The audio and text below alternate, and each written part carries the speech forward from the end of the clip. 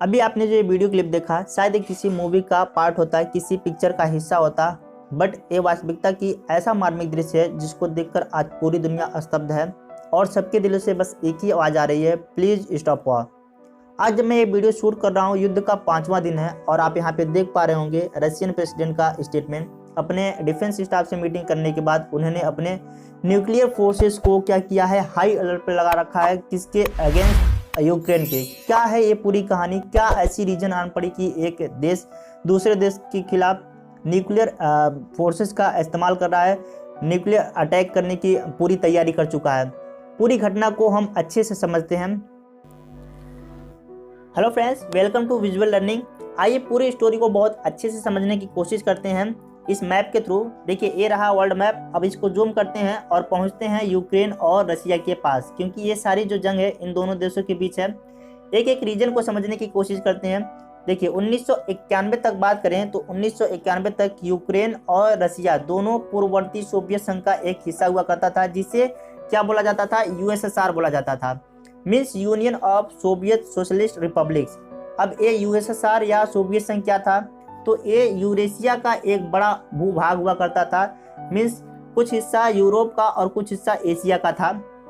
ठीक है, अगर हम आधिकारिक तौर पे कहें, संवैधानिक रूप से ये सोवियत संघ 15 स्वशासित गणराज्यों का एक संघ था। ठीक है, आप ऐसा कह सकते हैं। जब 1991 में इसका विघटन हुआ तो ये 15 देशों में यहाँ पे देख पा रहे हैं कि ये विभाजित हुआ, जिसमें से आपका क्या है, यूक्रेन और रशिया था। रशिया सबसे बड़ा पार्ट हुआ करता था उन 15 देशों में से। बाकी कंट्री की बात करें तो बाकी की कंट्री आपके रूस, Georgia, Ukraine, Moldova, Belarus, Armenia, Azerbaijan, Kazakhstan, Uzbekistan, Turkmenistan, Kyrgyzstan, Tajikistan, Estonia, Latvia और लिथुआनिया था। ये 15 देश आप यहाँ पे देख पा रहे होंगे। ठीक है, जब ये यूएसएसआर का विघटन हुआ तो ये 15 देश शामिल आए, अस्तित्व में आए। अब आखिर ऐसी क्या खास क्या रीजन है यूक्रेन और रशिया की लड़ाई का, और बाकी देश इससे कैसे दूर हो गए? तो आपको बताते चलूं कि इसमें से कुछ देश जो हैं वो नाटो में शामिल हो गए और कुछ देश क्या हो गए हैं, रशिया के सपोर्ट में अभी भी हैं। वैसे तो यूक्रेन जो है, ठीक है, यूक्रेन भी क्या चाहता है, खुद चाहता है कि हम नाटो में शामिल हो जाएं। अब समझते हैं, रीजन को समझिएगा। सबसे बड़ा जो रीजन है, सबसे बड़ा रीजन यही है, जो यूक्रेन ये चाहता है कि हम नाटो में शामिल हो जाएं, ठीक है, नाटो का सदस्य बन जाएं, जबकि रशिया चाहता है कि ये यूक्रेन ऐसा बिल्कुल न करे। अब सवाल ये उठता है कि यूक्रेन नाटो में शामिल ही क्यों होना चाहता है, और दूसरा बात ये कि रशिया को उससे क्या दिक्कत होने लगी। समझ पा रहे हैं? देखिए, इसको समझने, इसका आंसर जानने से पहले हम समझते हैं कि ये नाटो है क्या चीज़। चलिए आगे बढ़ते हैं और नाटो को समझते हैं कि ये नाटो है क्या है चीज़, फिर उसके बाद हम आंसर तक पहुंचते हैं। दूसरे विश्व युद्ध के बाद दुनिया दो खेमों में बट गई थी और उस वक्त दो सुपर पावर थे, जिसमें एक तरफ अमेरिका और यूरोपियन कंट्री थी तो दूसरी तरफ सोवियत संघ था। दोनों अपनी अपनी शक्तियां बढ़ाने हुए में लगी हुई थी। उसी बीच 1949 में अमेरिका क्या करता है, 12 देशों का एक समूह लेकर एक ऑर्गेनाइजेशन का गठन करता है, जिसको नाटो नाम से जानते हैं। नाटो का मतलब होता है नॉर्थ अटलांटिक ट्रीटी ऑर्गेनाइजेशन।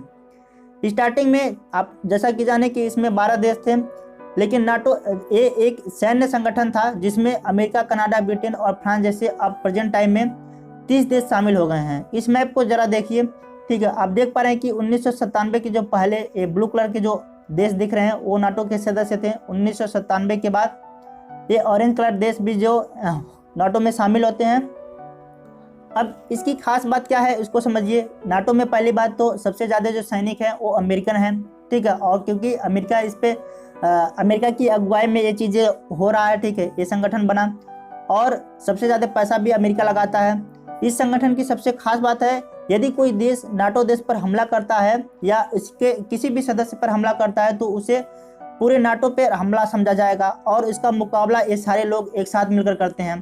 ठीक है, तो यहाँ तक बात समझ आ रही है। अब देखिए 2004 में क्या होता है, जो यूएसएसआर का कुछ जो देश थे, यहाँ पे देख पा रहे हैं कि ये वाला पार्ट, ये पूरे के पूरे यूएसएसआर से टूटे हुए देश थे, जो कि रशिया से एकदम बिल्कुल करीब सटे हुए हैं। वो क्या करते हैं, नाटो में शामिल हो जाते हैं। अब ऐसी स्थिति में रशिया के पास ये बहुत बड़ी चुनौती थी कि अगर यूक्रेन भी अगर इसमें शामिल होता है नाटो में, तो आप यहाँ पे देख पा रहे हैं कि पूरा का पूरा जो रशियन सीमा है, ठीक है। यहाँ पे क्या हो जाएगा, यहाँ पे नाटो के सैनिकों का यहाँ पे डेरा जम जाएगा। समझ पा रहे हैं आपने, यानी कि कह सकते हैं कि यहाँ पे यूक्रेन और अमेरिका के सैनिक पूरी तरह से रसिया को घेर लेंगे। रसिया ऐसा बिल्कुल नहीं चाहता है, यही रीजन है कि ये बार बार यूक्रेन को ये बात बता रहा है कि ये नाटो में शामिल ना हो। क्लियर हो रही बात।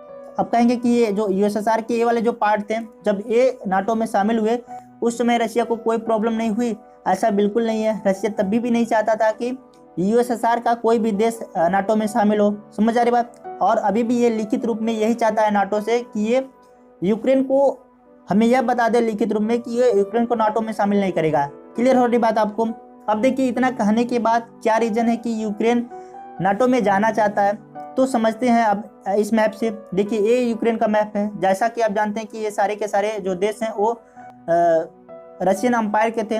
अभी यूक्रेन में बहुत सारे ऐसे क्षेत्र हैं जहाँ पे रशियन लोग बहुत ज़्यादा हैं, ठीक है। यहाँ पे देख पा रहे हैं कि ये वाला जो रीजन है, ठीक है, जिसको क्रीमिया नाम से जाना जाता है। 2014 में क्या होता है, 2014 में रसिया इस क्रीमिया पे क्या करता है, आक्रमण करता है और पूरा का पूरा इस पे कब्जा कर लेता है। अब कहानी तब से ही ये गर्मा गर्मी चल रही है 2014 से ही। और यूक्रेन जानता है कि इस पे और सारे जो पार्ट हैं, ठीक है, और सारे जो क्षेत्र हैं जिस पे रशियन तादाद है, ठीक है, वो अभी इस चीज़ से डरा हुआ है कि कहीं रसिया उस पर भी आक्रमण न कर दे, ठीक है। इसीलिए ये नाटो में जाना चाहता है। समझ आ रही बात आपको। और हुआ भी बिल्कुल ऐसा। जैसे ही 2014 के बाद से नाटो में जाने की एक्टिविटी तेज होती है, रसिया क्या करता है, रसिया इस वाले पार्ट पर, ठीक है, जो कि डोनबास के नाम से जाना जाता है, इस वाले पार्ट पे क्या करता है, अपने बहुत सारे सैनिकों को यहाँ पे लगा देता है। समझ आ रही बात। तो यहाँ से ये कहानी शुरू होती है, ठीक है, इस युद्ध का।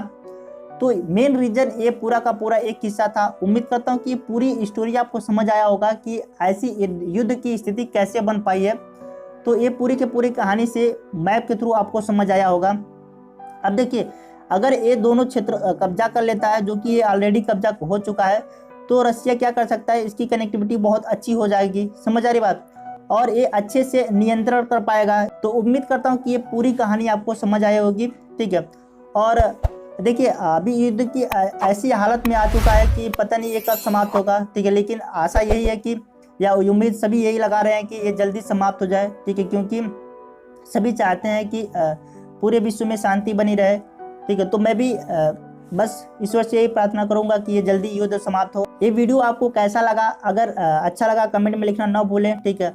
और इसको शेयर कर सकते हैं, काफ़ी इन्फॉर्मेटिव वीडियो है, ठीक है। अगर चैनल को पर नए हैं तो इसको सब्सक्राइब जरूर कर लें और विजुअल लर्निंग टेलीग्राम को ज्वाइन कर लें, वहाँ पे सारी पीडीएफ आपको मिलती हैं, ठीक है। बस आज के लिए इतना ही रहने देते हैं, मिलते हैं नेक्स्ट वीडियो में। तब तक के लिए okay, bye bye, take care, जय हिंद, जय भारत, जय मातृभूमि।